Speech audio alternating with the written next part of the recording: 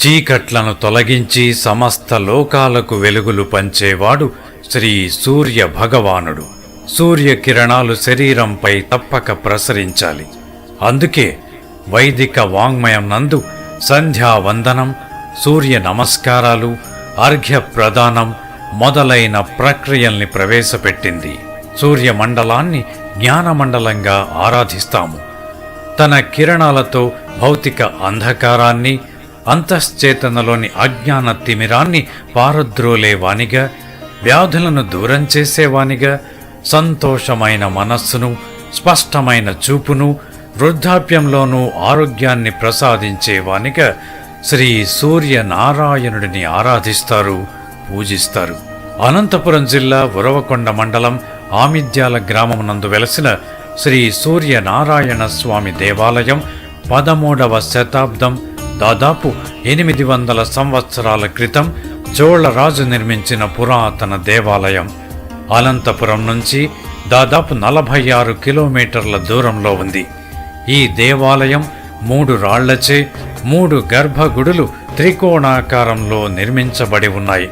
శివ కేశవులకు భేదం లేకుండా వెలసిన మహిమాన్విత దేవాలయం. దేవాలయ ప్రాంగణంలో ధ్వజస్తంభ దర్శనం.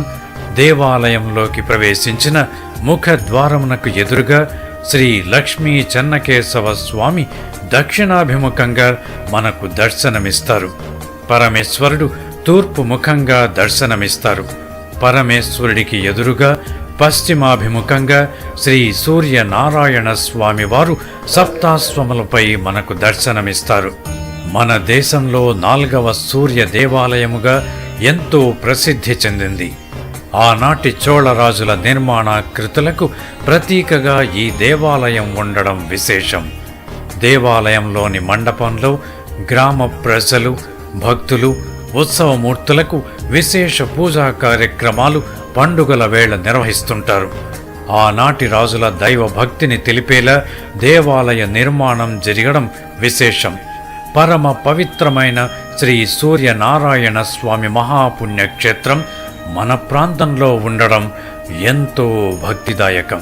హిందూ సాంప్రదాయ ప్రకారం సూర్యారాధనకు ఎంతో విశిష్టత ఉంది. పరమ పవిత్రమైన ఈ దేవాలయంలో రథ సప్తమి వేడుకలు ఘనంగా నిర్వహించడం ఆనవాయితీ. ఆ రోజున శ్రీ సూర్యనారాయణ స్వామి వారికి విశేష పూజా కార్యక్రమాలలో భాగంగా ఆదిత్య హృదయ పారాయణం, శ్రీ ఛాయా ఉషా సమేత శ్రీ సూర్యనారాయణ స్వామి వారికి కళ్యాణ మహోత్సవం ఘనంగా నిర్వహించడం విశేషం. ఈ దేవాలయం శ్రీ చెన్నకేశవ స్వామి దేవాలయముగాను, శ్రీ సూర్యనారాయణ స్వామి దేవాలయముగాను ఎంతో ప్రసిద్ధి చెందింది. Thanks for watching. Please comment, like, share and subscribe our channel.